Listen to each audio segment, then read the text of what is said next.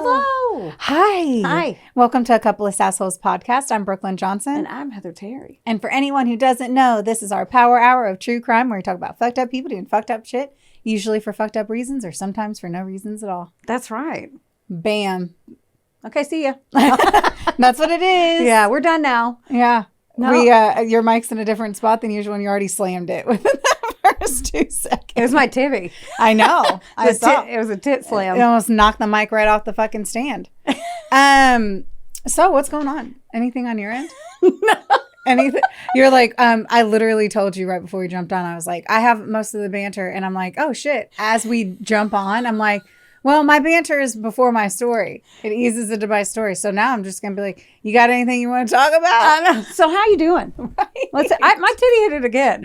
I got to learn how to drive them. For anyone who needs to know, my ant bites have finally resolved themselves. Fire ants. Those fire ant bites. Not like crotch ants. Is that a thing? No, and no one would have thought that I'm publicly talking about crotch ants. I need you to be more highbrow.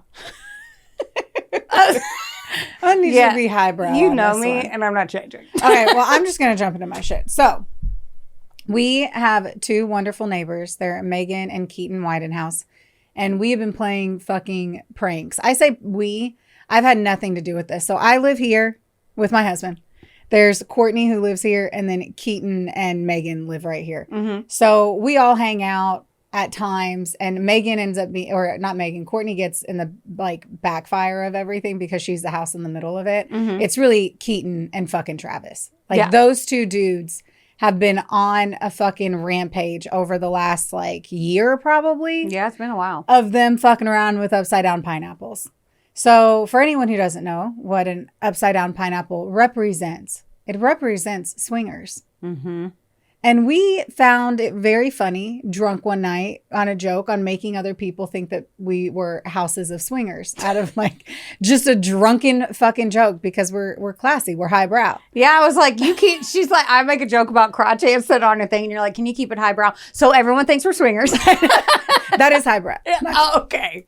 No, so anyway, we've gone as far as like Travis went and bought a whole bunch of pineapples and it was the day before Thanksgiving. And so he went and put pineapples upside down on all of their porches in different spots. Awesome. And they didn't notice it forever. Like, and one of them, I feel like Courtney found the pineapple like 2 months later, like because of where it was hanging. Man. She didn't even realize where it was. Well, then Megan came back or it was Courtney. One of them, I still don't even know who did it, but they put a whole bunch of upside down pineapples on our garage, like paper printed off a shit ton of them. And we were too lazy to ever take it down. So it stayed up there for a while. And then we took some of them off and then we started putting them on the back of all their bumpers. Oh, yeah. Trying to like hide them so that nobody would know. Yeah. So Keaton and Megan, the day they moved into our neighborhood, their car got stolen. Oh. Yeah, that was the house whose car got stolen the first night they fell asleep in their new home, their car got stolen. That sucks. So they put in one of those like obnoxious, and I will tell you, it's one of those obnoxious ones where you're just walking your dog on the sidewalk and it's like, hey, I'm recording you. You're on camera. I've heard those. You know it. Yeah. So they have those. And because of that, Travis has been like G.I. Joeing it to try to not set off their cameras while doing all of this shit. So the one that was probably the best of the ones was it was like a steel upside down pineapple that they zip tied to the fucking garage door. I pulled up one day and saw it and was like, you guys trying something new? Trying to spice it up a little bit? Oh, the other ones that they did, my stepson, Travis's son, came over and he was like, hey, so you guys just got married, like trying out some new shit? And we're like, what are you talking about? And he's like, you guys doing some weird stuff? And we're like, oh my gosh, is there an upside down? He's like, dude, there's upside down pineapples all over your door again. But this steel one was like huge. And Travis I didn't realize this. I was not going to take it down because I don't care. Yeah. Even though I'm the one that parks in the garage, I will stare at it every day. I don't fucking care. Travis apparently went to take it off multiple times, but he would open up the garage and it was on the garage and then forget what he was doing. And so it never came down. 2 months later, he finally takes it down and he hooks it to the back of Keaton's truck. Okay. Keaton gets to work. and his boss ends up pulling him over to the side at work. And or he's in the Coast Guard, so I don't know their levels. And he told me, and Keaton's like, my first whatever. I don't know, Keaton. I didn't memorize it. Right. But he pulls him over to the side and he's like, hey, I just wanted to make sure, like, is everything okay at home? And he's like, yeah, we're doing great. And he's like, all right, are you sure you can talk to me?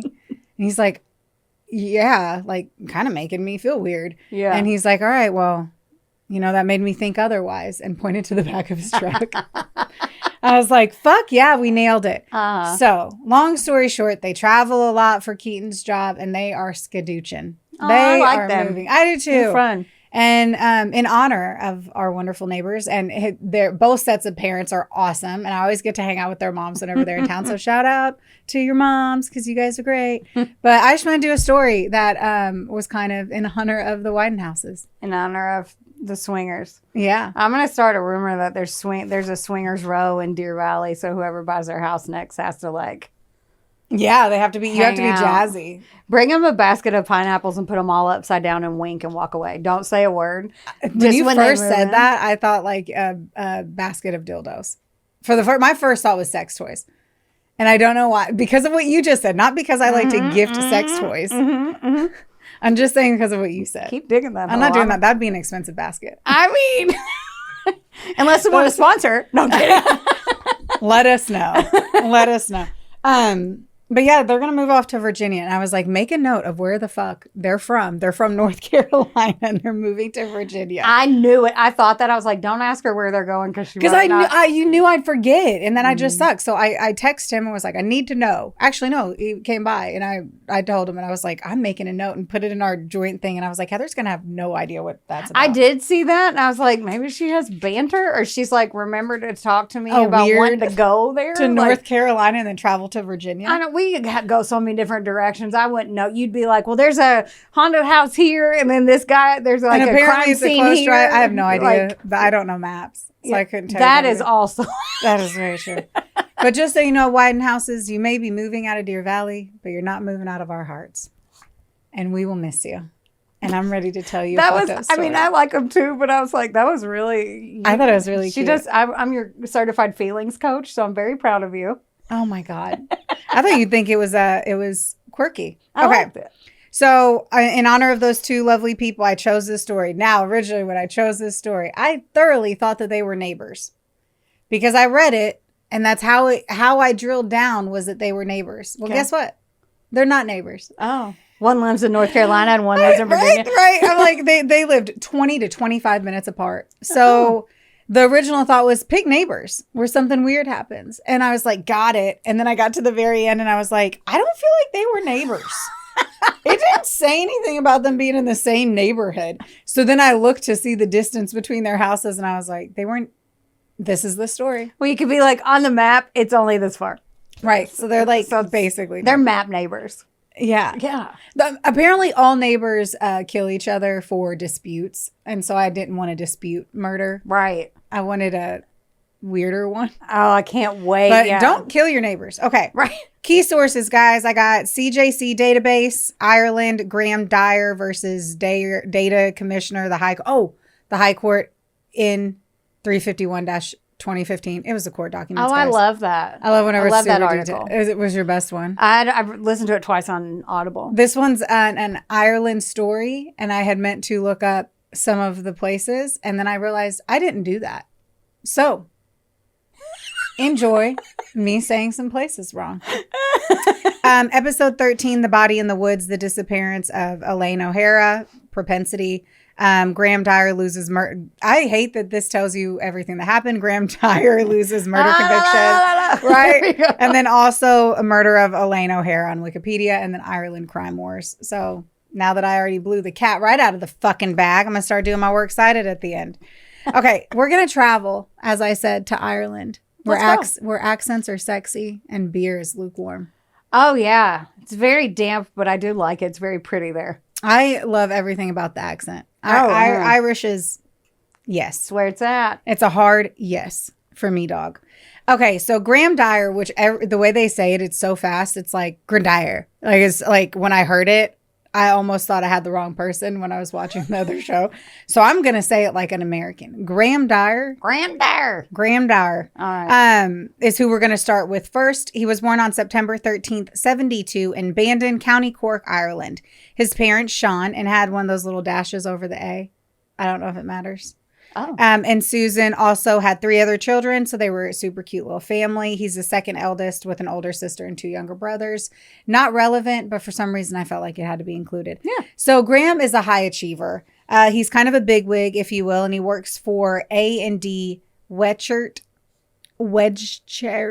Architects on Dublin's Bagot Street. Locally, he was seen as an easygoing guy. He wasn't a sporty spice or anything, but somehow he was still popular in school, which I don't know why they kept saying he wasn't sporty, but he was still popular. I felt like, are we all being that judgy that a musical one couldn't be popular? Wait, what year was this? 70s, you said? Well, it would have been early 80s. It's 100%. Like Varsity Blues. But I say that because it's like, this is after when people were saying that. Yeah. So like, it's whatever. He's the football player. Right. But this dude was not. He was into art, though, and he knew early on that he wanted to be an architect, and he chased that fucking dream down. Like, kid knew it, and he went for it so young. Very impressive. He even took technical drawing classes at St. Brogan's College, which is known as the Tech, because the subject wasn't offered at his own school, which they called the Hammies. You'll hear me say the Hammies again, which is Hamilton High School. He had a strong interest in art design, and he also played music. That's the right way to say that, right? He was a musician. But either way, you could say he could play music. Yeah. What did he play it on? I don't know. His iPod? For about 6 months in his late teens, he filled in as a bassist. Okay, cool. Bassist for a local band called Strange Ways. Ooh. Which was a name inspired by the Smiths album Strange Ways. Here We Come. And the band made up of friends, both kids from Hammies and Brandon Grammer. They played a mix of original songs. Whatever. It disbanded as they started to grow up. Throughout his years, though, he was popular with girls and he had several relationships. Even after moving to Dublin at 18 to pursue his university studies, he stayed closely connected to his friends, which this blew me away. But he was actually like friends with all of his high school friends. And he would come back for their weddings. His friends attended his weddings. Like, he didn't disappear off the face of the earth like I did. Like, I'm just impressed that he gives off really great fucking vibes. Yeah, like, he has good a hot, dude, great hot vibes. name too. Oh, and he he's played, pretty cute. And he played Photo bass. to pop up. Yeah. But he was cute, but like in a... It's like, where's my phone? I don't even know where mine is, or I'd look and show you it. He was cute, but he looked like a smart, non-athletic person, which is maybe what they say. Like, he had a good build and everything, but it's like you could tell he spent his time not doing hard labor. So, anywho. In the mid-90s, he meets Gemma Healy. Wow, everyone's names are great. Gemma Healy. Like, what? Did you make these up, like these names? Graham Dwyer. Their name's John Smith. She's like, Graham Dwyer. Right? That sounds better. I want him to be Irish. Like, no, they just all have fucking awesome names. And now I want to have a baby and name her Gemma. Yeah, because the Sons of Anarchy. That's why I hadn't thought about that. They were both studying architecture at Dublin Institute of Technology's Bolton Street campus. The couple married in 2003, and this says that they had 3 children together. And then on that other show, they said, sorry, this says 2 and that said 3. So I'm like, I'm going to announce that. I don't know how many kids they had together. 2.5. And I didn't double check it because I wrote this and then I went and watched the show and was like, I heard 2. So there could or could not be another one. But after everything that happened, Gemma is not in the limelight. So there you have it on us finding more. Usually it's good to disappear from the internet after certain things happen. They initially lived in Rathmines, which I really hope I'm saying that right. It's spelled Rathmines. So maybe it's Rathmines, but it feels like Rothmines. Whatever feels right. Rothmines is what I'm going to say. All right. Before moving to Fox Rock, Dublin, where they renovated their cottage together. He loved the outdoors, was a great father, and just seemed like a picturesque fucking life experience. His journey was banging. Sounds banging. The lovely job I mentioned earlier, he landed that bad boy after years of hard work and moving up the ranks in 2001. He was also studying part-time in UCD to complete the MSc in urban design. All things I don't understand nor really care about, but it just felt like something that I needed to announcement. Include. I needed to include. These letters sound important. I get it. I don't know. When you see, like, there's so many times I want to cut shit out and I'm like, dude, this is included in everything else. So I really feel like I got to tell you. I don't know. Why did everyone else want to fuck? You got research. Shows his work ethic. You got research peer pressured. You're like, oh, they did fuck fine. Right. That's literally it. Remember how I mentioned that they had renovated a cottage? Yes. Yeah. They had really fucking renovated a cottage. Like, this transformation was featured twice in a single day in the Irish Times. Oh. For them, like, remodeling it. I have the photo. It'll be here. Yes. Man, I'm so jealous. And in it is a photo of the husband and wife team. And they are in this beautiful home. I'm looking at it. Happy. I cannot see it. Okay, so they bought that house for 200,000 euros and then they were able to put it on the market for 590. Woo! Yeah, they nailed it. They were doing shit. Now, the couple settled in their new home in Fox Rock, which always makes me think of Foxtrot. Foxtrot, yeah. Where they raised, once more, their 2 children, possibly 3. 2.5. On the surface, life appeared stable, but behind all the things, shit is getting stirred up. Here's the things. Don't go behind it. That's where shit goes awry. Yes. Behind all of those things. All of them. All right. We're going to tap into weird shit. I'm ready. Good. All right. So Graham was really into knives. Okay. In a sexual way. Oh. One of his ex-girlfriends said that while having sex, he would pretend to stab her. And I was like, I am confused. What do you mean he would pretend to stab? No, it went as far as he brought a kitchen knife from the kitchen, hence the location of the knife, the kitchen knife. And he would put it on the nightstand. Okay. And whenever they would get into freaking time, he would take the knife and pretend to stab her while fucking her.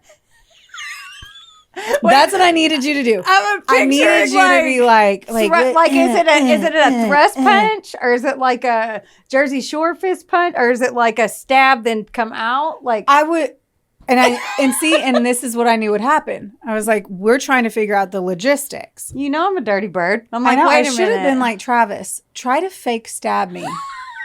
With our clothes on. I just want to see how this would work. So my first thought was, could I get into this? If Travis was like, hey, I want you to be like a deer that I'm going to fillet. He's a hunter. I'm shocked you haven't done. Yeah, you might want to. I wanted everyone. He's a hunter. Someone's first episode, they're like, so he's an animal killer? Right? Or he fucks animals? I don't know. No, so I was like, could I get into it? And then so I had read that he brought a knife to, like, that he pretended to stab women while fucking them. And I was like, okay, is it just this thing? And then when I got through the court transcripts, that's when I realized he brought the knife to bed. So there was a knife. I don't think I could have sex with somebody with a real knife next to me. Like they're gonna, like, I would be so afraid of actually getting stabbed. Is it in his hand? Well, yes. Pretending to stab doesn't mean that a knife is just sitting in a room. I don't know. Some people are visual. Maybe he's like doing this. No, with he his brought hand it and he's like to the bedroom, looking at it like, I'm gonna pick that up. I don't fuck. People are weird. That is like, ooh, I like to put a bowl of oranges next to my bed because I get aroused and I just look at the orange. I want to. He fake knifed with a knife. Didn't just fucking look. I want to take that audio of you just saying like you get turned on by oranges. You're the one that's like, I don't know. I just guess he looks at the knife and gets turned on by I'm just asking. I was asking a question. No, he held the knife and would fake and pretend to stab her with the knife. Okay, I just wanted to know. Well, the question was, could you get behind that? Maybe. Depended on how behind it Will was, my husband. So, like, if that was his thing, probably. I don't know. If what you wanted to do was stab a woman while having sex with them and you're in the heat of the moment, I would 1000% be certain I would get stabbed. Oh, I would get stabbed. Okay. I would cautiously, maybe if it was like remember those knives from Halloween where you do that and the plastic just goes in? Not like a kitchen knife. Then I'd just be like, this is stupid. Well, it would have to be in my opinion, not. Right. I agree. Anyway, so there's welcome to the weird shit. Fucking so glad fake stabbing. I'm glad our husbands aren't into that. Yeah. I gotta remember where we are. So I said that the family had settled into that house. Everything was stable, but there was a money issue that was going on. So he was going through pay cuts at work, and then his wife also lost her job during the fucking economic downturn that happened. Now, when I was reading everything, they all said it was like that was the state of the nation, and it was 2013. 2009 was whenever I remember it starting, so I can only assume it was like that. It's still that economic downturn, but we're also in Ireland, so I don't know if the timelines were a little bit different. Right. So they were stressed. Yeah. Money was an issue, and he likes to get kinky. All right, and he would also tell her, by the way, while he was fucking her, that he wanted to stab a woman. So there you go. Okay, if Will said that, no. I take my answer back. Yeah, I get that. All right, we're going to bring in a new person. We have Elaine O'Hara. One more amazing name. Right. Elaine O'Hara was born in Dublin on March 17th, 1976, and she grew up in Killiney, a coastal suburb in South Dublin. She attended St. Joseph of Cluny Secondary School, where despite her efforts to fit in, she was bullied horrifically. I hate that. And it fucked with her for her entire life. I'm about to just give you a really sad rundown on just a series of sad shit. No. Yeah. It's just from her teenage years on, Elaine struggled with a ton of mental health issues. She was regularly hospitalized for psychiatric care and was under the treatment of renowned psychiatrist Professor Anthony Clare, who diagnosed her with depression and borderline personality disorder. On top of her mental health battles, she also managed a number of chronic physical conditions, including asthma, diabetes, and dyslexia. Man. Which just made her everyday life even more complicated and difficult. So fuck, man. And bullying makes me fucking mad. It does fuck with people, especially if you have all that too on top of everything else. Ugh. Anyway. I know. And it just seems like it always gets worse, never gets better, fucks with your psyche young, and then he wounds you have to heal. Right. And when you have mental health issues as much and as complex as she did, it just seems impossible to just be in a good space. Right. Unfortunately. Everyone just needs to be fucking nice. But agreed. And so Elaine was focused on making sure that she could still live independently. Okay. And she wanted to have a meaningful career. And in 2005, she moved out of her family home in Killiney and into a flat in Blackrock. She later relocated within the area in 2008 and eventually secured an affordable housing unit in Bellarmine Plaza, Stepaside. Literally spelled Stepaside. I thought you were telling me to. I'm like, Bellarmine Plaza, Stepaside. It's like, I'm not in the way. Right? I'm not anywhere in your face. All right, cool. This move marked an important step in her journey towards her being completely self-sufficient. And she once more was just working so fucking hard for it. Yeah. So kind of imagine this. She has mental health issues. She has low self-esteem. She has chronic ailments that make her day harder in her physical being, but also hard for her to read and the knowledge and the impact that happens through reading. And then not to mention just the state of where she is in her life as we go into how she eventually gets entangled with Graham. Okay. So she's employed as a childcare assistant in Ballybrack and also worked part-time in a news agent in Blackrock, which showed how much work ethic she had. Does anyone know what a news agent is? Spelled news agents in one word. No. How to Google that shit? Well, I don't know. It's a fucking, it's a newspaper stand. I was like, she's a news agent. Why is it one word? But plural. But plural. What did you? That's how I felt. But plural. It fucked with me. I know. Turkeys and plural. Wonderboy Media is not only the proud producer of this glorious magic imploring your ear holes right now, but they're also a big deal. Get in touch with them today to make all of your dreams a freaking reality. From using their bangin' ass podcast studio, where we are right now, to creating amazing videos and editing our content like the mystical mavericks they are. Your podcast can go further when you have a Wonder Boy. Hit up Drew today at WBOYmedia.com. Or text him day or night at 270. Just kidding. Anyway, she was taking night classes too at a place that I could never say, so I'm just going to leave it there. I want you to try it. Because she wanted to become a Montessori teacher, which at the end of the day was her focus on children, and she was just nurturing. I just want you to know that she's great, and she was trying really hard. Yeah. So her life is marked by fucking deep emotional setbacks and losses too. So as she's dealing with everything she has to deal with, her mother passes away in 2002. Aww. And then the sudden passing of that professor, Anthony Clare, out of nowhere in 2007. So that was like her two anchors. She lost her mom, and then 5 years later, unexpectedly, lost the person who was basically the one working her through all of her mental health issues. And so she doesn't have anyone either. She doesn't have her people. Yes. And anything that was consistent in her life just isn't there anymore. She was described as shy and introverted, but she was known for being super gentle and for being really kind. She fought hard for a sense of normalcy. And even though everything else that was going on in her life, like, she really did keep moving forward. And then the unthinkable happens because she goes missing.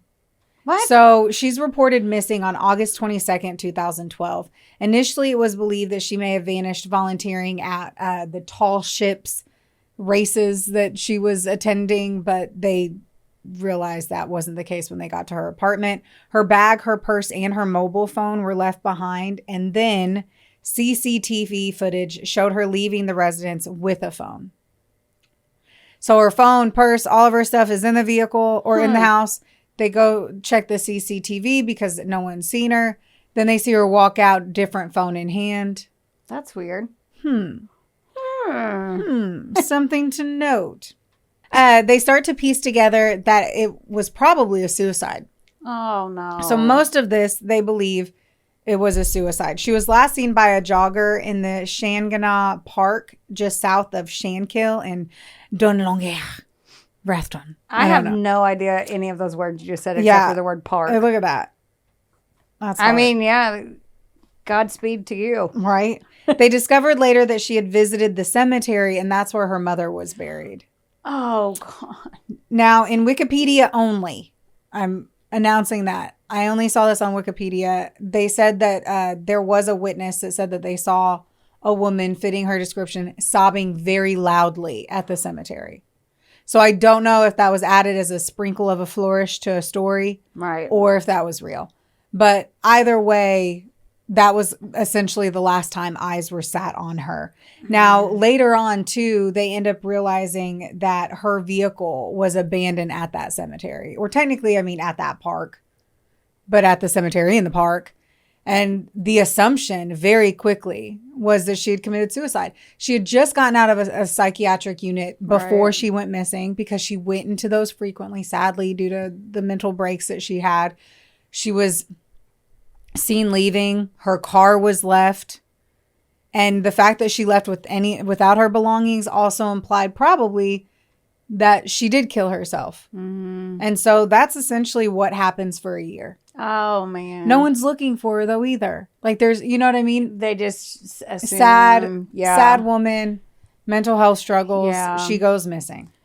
Over a year later, on September 10th, 2013, 3 anglers, William Fagan, his brother, and a friend, spotted a bag submerged in shallow water in the Vartry Reservoir near Roundwood County, Wicklow. Did you Google hardest names in a true crime story ever? I was like, man, I was just trying to make a fun episode for my neighbors, and I am struggling like a motherfucker. I mean, I feel for you. I'm like, hey, at least you led with like, hey, it's hard. And it's like they just don't even try to come up with. It's like Black Fox, Roundwood, Wicklow. I'm like, what are we even doing here with these names? The names are great. The streets and locations, and they're all long. It's like they have to list their county. So it's not like Owensboro, Kentucky. It's like Owensboro, Davies County, Kentucky.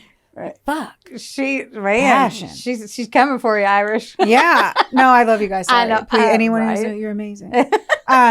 So what's interesting on this one is like they see this bag in this body of water. That body of water usually doesn't get very like shallow. It stays where it's at. It's usually like 15 to 20 feet. Mm-hmm. So you wouldn't have been able to see anything, but it was like an unusually hot and dry summer. So the water levels dipped. Once more, guys, I've said this, and this is probably my second or third story in the last quarter. Don't be throwing evidence in bodies of water. Can't be throwing shit in bodies of water. Yeah. You'll never know when it's going to be drained, a hot season, or a big fucking flood. It's just not a good spot. Burn it. Burn it. Burn it. That's all I got to say. Because I feel like this has happened a lot in my stories lately. Yeah. A lot of the outcomes on it is the fact that people keep throwing shit in water, acting like water levels don't change. You definitely do have a lot of... I got a water level issue here. Got a water level issue. So anyway, inside the bag they discover, are you ready for this? Yeah. Handcuffs, clothing, a ball gag, restraints, and leg restraints. Kinky sex stuff. Woo-woo. The next day, William Fagan brought the items to the Roundwood Garda station. The Garda, or the Gardaí. Oh, yeah. Those are the popos. I loved when we had Tara on the episode. Oh, she's from Ireland. She's like, in the Garda. I've been thinking about her so much. Oh, she's while recording this, too, or while writing all this, I'm like... the Garda. That's what she said. We need to bring her back so she could just talk. I know. Following this, Garda James O'Donoghue, once more, the most fucking Irish Garda name ever. Next time before James you do a story like this, text me before you do a story like this next time. I'm going to wear green or like a leprechaun costume or something. So they end up leading more searches on the site. And just 3 days after finding the first bag, on September 16th, more items are found. So now we're looking at handcuffs, keys, a leather mask, a knife, an inhaler, and a chain with a ring attached. A Dunn's Stores loyalty card on the key ring was registered to Elaine O'Hara. Backtracking here. I'm going back, guys, okay? I want you to know. I'm talking, this was September 16th. Okay. We've officially found the 2 bags. Yes. A month prior, basically. I'm going to say around it because it happened over multiple days, but August 21st of 2013, a dog trainer, Magali Vergnet, noticed one of her dogs repeatedly kept bringing back bones during walks near the Killikee in the foothills of the Dublin Mountains. Mm-mm. So every time she walks through this one specific area, she's a dog trainer, so she's doing it frequently. Right. Every day she's taking the dogs through the same spot. They come, they bring her a bone. And she's like, okay, weird. Not. She didn't even think weird. She was like, there's dead animals all the time. The dogs do this 24/7. Right. She thought nothing of it. Dogs out there dogging. Dogs be dogging. Dogs be dogging. Sure. And so that time, she, as I mentioned, she thought it was all animal remains until September 13th. Oh, no. The same dog returned with bones that had clothing on it. So the whole time, for like a whole month, she was getting these bones, thinking nothing of them, probably tossed them to the side, had no idea that it was a human. Oh, could you imagine? No. If you took your dogs out and you're like, haha, Betty, and then you're like, oh, that's a femur and jeans. Like, what? Right. No, absolutely not. No, that's sad and awful and scary and terrible. No. Exactly. And dogs are just people dogging. Are fucking screwed on it. There's so much that sucks on this. Like, not only does this happen and everything is horrible, but you're like the people who are finding the things. I'm like, man, it's going to be like COVID to them. I remember before COVID and I remember post finding that dead body. Like everything's that's a deciding factor in the chapter of your life. It's going to be like, dude, I remember before I saw that dead body. Right. But, that happened right before I found that dead body on June 5th. Right. It'd be like, yeah, I mean, I was fine. I used to open bags all the time until I found that ball gag. Like, what? Right. Until I opened up that random bag in the woods. Yeah. So she was worried that it was human, being the clothing. Yeah. And so she called the landowner, Frank Doyle, and the two of them, along with another man, actually came back to the area and they did a quick search themselves before calling in the cops. To make, yeah, because she wasn't I guess in a way too, because imagine the body had been there for a year. It's completely decomposed. She doesn't know what a human body, bones and stuff. It could have had just like a little bit of a t-shirt. She was like, I don't own this property. I just walk it. I'm going to call the owner. Be like, dude, come out here. I think the dogs found some bones. I don't want to walk out here by myself. Can you bring your friend? And they come out and they just look to find where they think it would have been. Yeah. So they knew where to tell the cops. Besides being like, hey, I found this. Dude. Instead they can be like, and then I looked over here and this is what I found. That's so much more due diligence than I would have done. I would have called the cops and been like, no, you lie. Guard it. You nosy fucker. I would call the cops. However, I would stay there and be their little shadow. But I don't want to go rooting around. Let you. Oh, I'm rooting the fuck around. I don't care. I'd be like, well, if it's a bone, it's one thing if it was like a hand. I don't want to see a bloated corpse, but I don't mind to find the bones. Yeah, but like I'm going to follow them around like they're a little shadow. I want the meeting minutes to reflect that Heather's lying to all of you. I am your best friend. You are lying.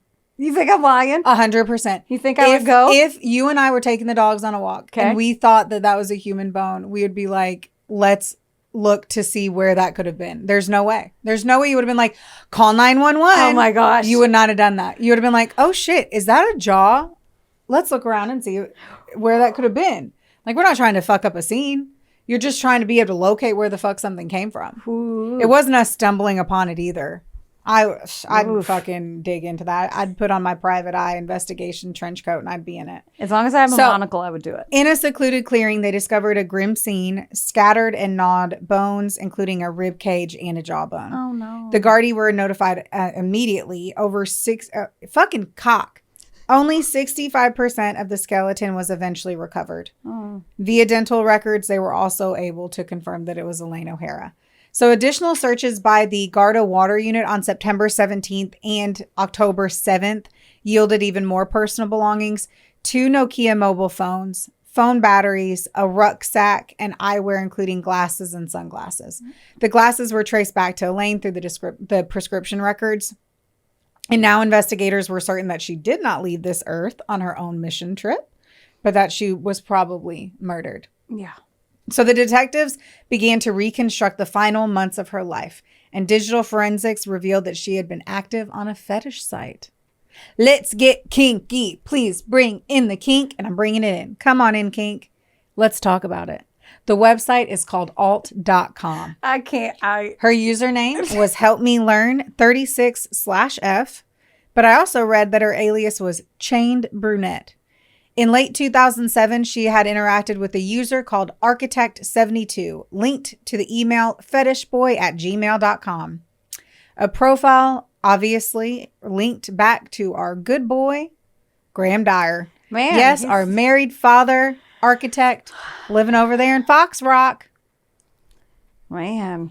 Their relationship, which was steeped like a strong cup of tea, was in BDSM. And for anyone that doesn't know, BDSM is bondage and discipline, dominance and submission, sadism and masochism. You wanted to say chism, didn't you? I sure did. Masochism. All those masochists. This actually started in 2008. Oh. Them and their dominance and sexy stuff. It was intense and violent, with homemade sex videos and disturbing email fragments later recovered from both of their laptops. Though they lost contact for a time, Graham had actually reinitiated communication in 2011 using a burner phone, introducing himself as Master, and O'Hare responding as Slave. Slave. Yeah. This was like an in-person. Like, it was like obviously in person. Sex videos tend to be in person. Well, after COVID, no, I'm kidding. That is not a sex video. I love that you said sex videos are in person and stuck your tongue out and licked your protein shake. Y'all, we got 4 hours of recording today. She's feeling it. Mama got 8. She's feeling it. It's kind of warm, and so I'm really not feeling that now. Don't drink it. There's banana in it. So. I'm sad. I know. I just looked like. I know. I was like, ooh, she's going to grab it, and that's when I actually have to remember. But yes, they were fucking. And the homemade videos were not AI generated content. It was them fucking. The text recovered from one of the phones revealed chilling fantasies. These are actual quotes, okay? Okay. I want to stick my knife in flesh while I'm sexually aroused. My urge to rape, stab, or kill is huge. You have to help me control or satisfy it. Do you remember that book we read, Pretty Girls by Karen Slaughter? Yes. Mm-hmm. This reminded me of that. Oh, yeah. And I was like, I'm going to mention that in this because this 100%, if you have not read the book Pretty Girls by Karen Slaughter, it is fucking crazy. Right. And delicious all in the same breath. It's a great, terrible book, right? Like the storyline is true crime and wild, but it definitely gave me a lot of like, I never understood in that book where they kill women and are having sex with them and are killing them in that moment. I hate to sound ignorant here.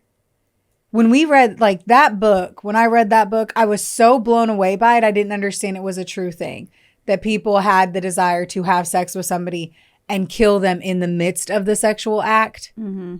And so I just was like, the book, I was like, I've never even thought that was a thing, that I was then blown away to find a story that was the case. Like that is what he wanted to do, was have sex with somebody and murder them while having sex with them. We don't kink shame, but that one's fucked. Yes, I do not kink shame. Yeah, no. I am the first person to be like, shove whatever you want wherever you want. Fill up whatever hole however you like. Keep that knife out of here. Fill up whatever hole you like. Oh my God. Wait a minute. I'm just saying. Anyhow, I'm jumping back into my story. Please the cops be copping, right? And they search Graham's Fox Rock home. And I can only imagine what the fuck's happening for Gemma. So his wife essentially has the guardie come to the fucking door. They have a search warrant for murder. So in the same breath, she is realizing that her husband has had an affair. She obviously, whenever she realizes that he's on a fetish site, that he has been having affairs for years with different women all over and was into a very different type of kink that she may not have even known about. I don't know that at all. Right. An ex-girlfriend had testified on the other portion of this. So I don't even know, for her sake, where her head was at it, but now it's murder. Now he's charged with murder. That's like, fuck. Yes. A bad fucking day. Bad fucking day. Yeah. So when they searched his house, fucking a lot happened. They uncovered a memory card, and on that bad boy were graphic homemade videos involving knife play and BDSM, written fantasies and notes expressing a desire to kill women, along with a detailed document or script describing imagined scenarios of rape and stabbing. There were also messages implying he wanted to practice on O'Hara before moving on to the real thing. And in one message, Graham allegedly spoke of wanting to stab a woman during sex and indicated that Elaine was just the beginning. One of the most chilling findings was a note, or I guess like you can say a story fragment, whatever the fuck you want to say, on a device in which he outlined a plan involving an estate agent. And I don't know if it was like fictional fantasy or what, but it seemed like there was a plan in place and that he was targeting other women. The name Darcy Day, which she was an American woman, was mentioned, as there was apparently plans to rape, abduct, torture, and kill her. Jeez. So a lot was there. A lot was fucking there. Basically fucking loaded ass gun, if you will. Oof. So there's evidence of everything that he's done and evidence that this was just the beginning. Oh, man. You still have more pages, which means there's more shit. Indeed. Shit. And they go to Elaine's house and they do find semen traces in her bed and security footage placing him at her residence. So, of course, he's going to first act like, I don't know who she is. I never met her. I don't know. Yeah. Long story short, obviously you fucking do. Yeah. He was arrested. Obviously, guys, I'm giving you a lot of fucking evidence here. It's very thick. It's very molassesy. You said that right after you talked about his semen. I was like, you said that you're like, it's very thick. It's like molasses. I'm like, the The trial opened on January 22nd, 2015 in the Central Criminal Court in Dublin, and it centered on the couple's disturbing sexual dynamic.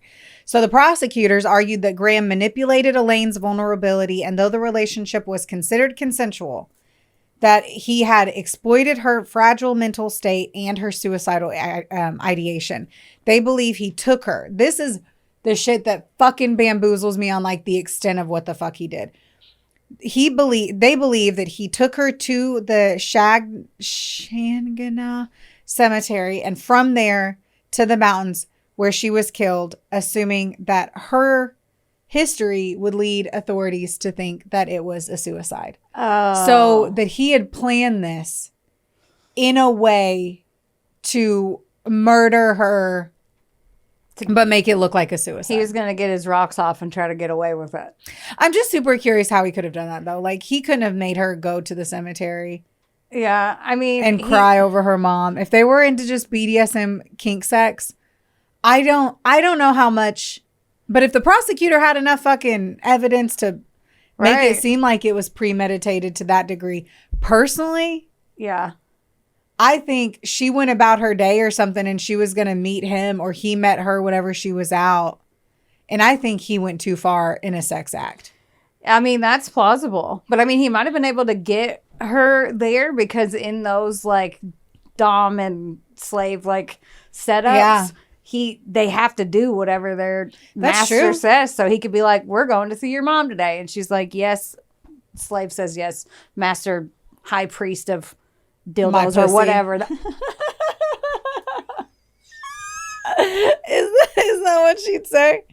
And you're the high priestess of that puss. You're welcome. You're welcome. So, I mean, you're right. Okay, I'm gonna need you to pull it together. I'm trying. Pull it back. That was a good one. So, no, I'm just saying.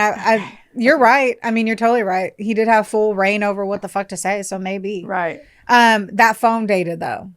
Let me get into that phone data, though. All right. It showed his work phone was switched off during the time of her disappearance and that the master phone was in the same location as the slave phone. Wah, wah. I bet he thought that was a good idea to have, like, burner phones and way to shoot yourself in the foot on that one. Mm-hmm. We have to keep in mind how Elaine's body was found, though, so there's no way to confirm how she died. Right. And so that's going to be if that's the case, that's the defense. That's their story. I gotta poke them holes. Yeah, they're like, well, there's no way to confirm her cause of death, so there you go. Everything he said, that was just a fantasy. He didn't mean any of it. The evidence is circumstantial. That is not circumstantial evidence, you motherfucker. I mean, his fucking, his little jizz tracks were in the bed. You're like his stuff. His semen was in the bed. Wow. Anyway, they still are saying that she could have killed herself. No, with her body in a different. Absolutely fuck not. All the way, and all of her belongings in fucking sacks in the No. The prosecution wanted none of that, and they emphasized Elaine's repeated pleas to not be harmed, which was the opposite of what Graham was obviously trying to do. So they stated in the trial that although Elaine O'Hara had engaged in BDSM-related communication activities, she repeatedly stated she did not want to be stabbed or beaten. According to the court records and the testimony, quote, she expressed a desire for love, companionship, and ultimately to have a child. She repeatedly told Graham she did not want to be stabbed. End quote. Here are some of the messages. These are bullet pointed messages highlighted from O'Hara. God, okay. She requests not to be beaten. She had clear boundaries being stated that Graham ignored or manipulated. Like in these messages, that is confirmed. And there was a visible struggle with self-worth, which of course they believe that her tonality and how she communicated to him highlighted her lack of self-respect, self-esteem, and mental health. Oh, no. So this was central to the prosecution's argument that Elaine O'Hara was not a willing participant in the level of violence that Graham Dwyer desired, and that the consent involved in their BDSM relationship did not extend to murder or serious harm. So usually, if anyone's ever watched 50 Shades of Grey, there you go. Like, there's usually a contract of some. Yeah. I have friends that have been into BDSM, and they have told me the process. Yeah. And the true like sitting down of you have to have a hard list.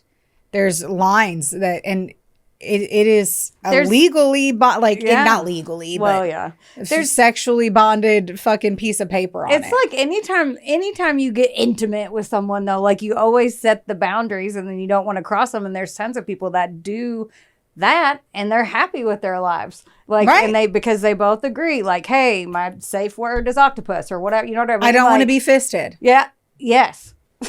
Yes. That's automatically one of the ones. You must have looked at my Amazon cart because I got you that bumper sticker for Christmas. It's important stuff. But no, it's really like, I don't like, that's what I'm saying though. It was clearly defined and she kept stating she was it. Like, so it's no. like, you're not going into this and you don't know that I don't want to be fucking stabbed. Right. Yes. What the fuck? That would be such an extreme. I feel like there's like, BDSM is already like extreme, if you will. You're not saying you don't lightly get your fucking hands tied with a fucking necktie and act like you're into BDSM. Those furry handcuffs and everything's like, is not so BDSM. Kinky. I'm like, shut up. No. If you're not leaving with scratches, bruises, or a little bit of an ego ding, you're not doing it right. So when it comes down to this one, it's like there were clearly defined rules and regulations. They met on a site that like took it utterly seriously. Yeah. So anyway, more fucking evidence that like she did not want this. So either way, even if they agreed to have this sexual experience, we've talked about this before, where people want, like one of the other stories we did, where the gentleman wanted to be murdered. Right. He wanted to be consumed by somebody. Those are different things. That's different because they were on the same page. Right. She was like, we think, right? Yeah. I mean, yeah, that's, you know what I mean? Yeah. You never know in that moment whether or not the person was like, yes, keep killing me, or please stop. I don't want this. Right. You're right. Anyway, on March 9th, the jury had to view footage of those videos on Graham's drive. Oh, no. Alert. Whatever is the alert to take this off of loud in your house. One of them is of Elaine O'Hara. She is gagged and he stabbed her in the stomach while having sex with her. This was filmed in 2008. She was not murdered. 2 other videos, 2 other women, both of them being stabbed while he's having sex with them. They were not killed. In one, he is literally going shh while she's screaming as he stabs her. That just creeped me out so bad. I know. That threw me. And then I was watching the Ireland Crime Wars, and like one of the women, she had worked with Elaine, and she was like reaching up to do something, and a part of like her shirt came up, and she was like, "What happened?" She was like, "Oh, don't even worry about it." It was from when she had gotten stabbed during sex. Oh, Jesus. No. By the way, after this case, the jury got off of jury duty because of this day of videos. They had to watch other shit, but March 27th day, they got off of jury duty for 30 years. I bet. That's some shit. Yeah, like you're not going to forget that. It's going to be before I saw the jury video and after. Yes. Just like you said. Right. I said the wrong date. March 9th was when they watched the videos. But anyway, March 27th is when the jury returned a unanimous guilty verdict. Good. And Graham Dwyer was sentenced to life in prison, with Judge Tony Hunt stating that he 110% agreed with the decision. This case ended up being one of Ireland's most shocking ever in history. Graham had ended up sending a letter to his son, and his wife ex-wife Gemma was like, had reached out to the son, was like, he said to open it, and he basically was like, I'm certain I'm gonna get like everything's good, I'm gonna get acquitted. There's no evidence. Oh my God. Delusional. Or as what the do you kids mean? Say, Delulu. There we go. What makes you think there was no evidence? Dude, your scooter tracks were on the fucking bedspread. Wait, scooter tracks That's is poop. What is their snail trail? There's snail trails on the... Is it that? I can't. I'm not diving in any farther than that. You're welcome. March of 2023, guys. Okay. So that was 2015.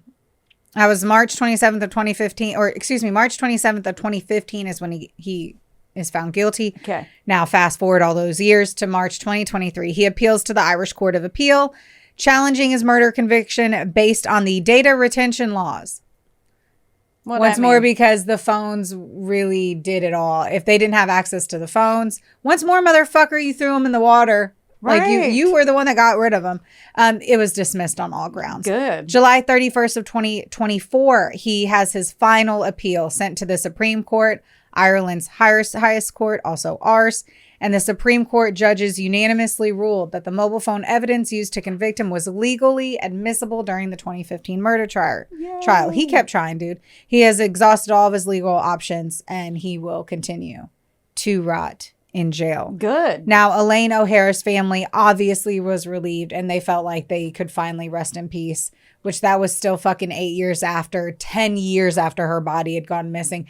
You just don't have to go back to court and deal with it every single time. Right. That is, I do feel bad when people use their appeals because blah, blah, the legal system. But you know what I mean? Like, they get to do that, but then it's just like ripping the Band-Aid off every time heals, and then they have to come back. And then I've seen some where they take like plea deals and they give them, and the family's like, just give them a plea deal because I don't want to fucking do this again. Like even before the first trial, they do that sometimes. And it's like, I can't imagine being on that side because we focus so much on the bad guy. And then sometimes it's like, oh, fuck. Like I always think about the families coming back through, but then you're also like, you need to have the appeals in case they weren't actually the ones. I get why they're sad. I know. It's so hard all around. Double-edged sword. All around. Or bedroom knife. Which apparently is a hot kink too.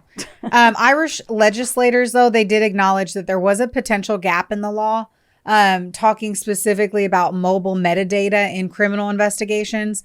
And they've actually been trying to like resolve that because there's some portion as to whether or not they can at what point is the government listening in? And let's all be honest, if you have a Google or a smart device in your house at this point, they're listening. Or your phone. That or your watch. Or anything. Or just or microwave. If you have a really good GE washer and dryer, they're all doing it. No, so that is the very sad story of the death of Elaine O'Hara by the BDSM architect Graham Dwyer. I know. That made me... When the photos, like you didn't see the photos, obviously everyone already saw it that has been watching it live, if you will. Mm-hmm. You would never guess the people either. Oh, man. I'm going to have to look them up. I should have had them saved. They're saved in an email. Inaccessible to me right now.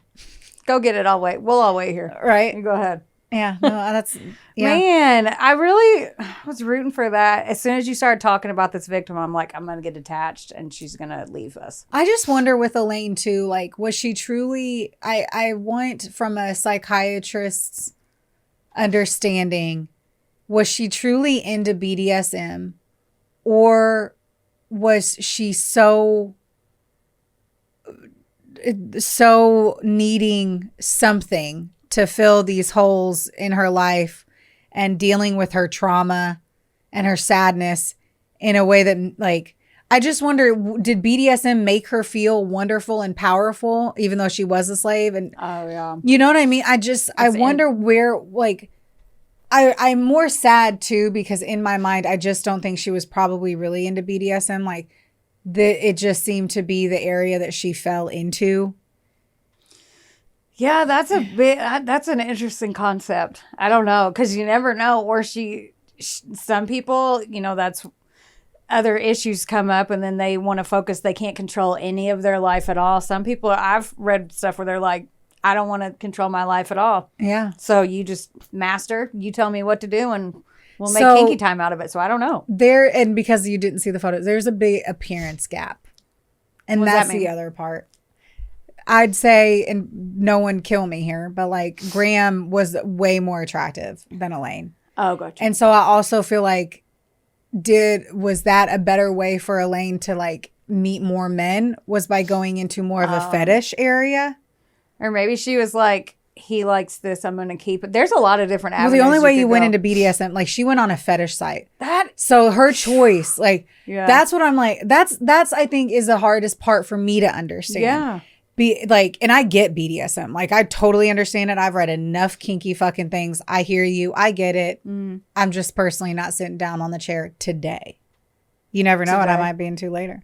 But I'm just saying on that one, it's like she chose to get there. She didn't meet him before, and she eased into this because of It's an interesting mental, like, the gap that, because you could go down different avenues about why. You don't know why. It's very intriguing. All of it's fucking sad, and fuck that not sporty spice, whatever the fuck, Graham. Yeah, it is. It's all fucking sad. It is fucking sad.